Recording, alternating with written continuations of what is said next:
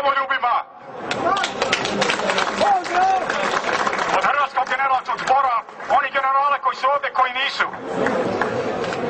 Ovako, Švicarska, 32 miliona mrtvih u Europi od komunizma, od 1918.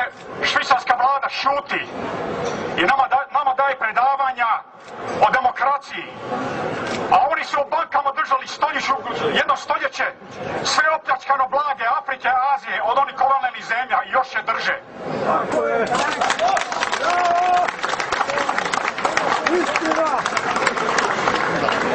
Tamo su žene dobili glas 71. godine. Toliko za Švicarsku. U kakvoj zemlji mi živimo? Mi živimo, imate Disneyland, Greenland, a ovo je Udbaland.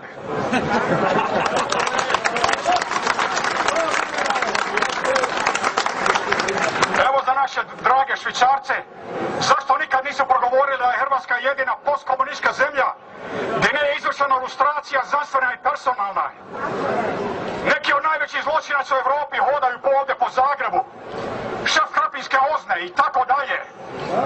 Da vas se zamara, evo,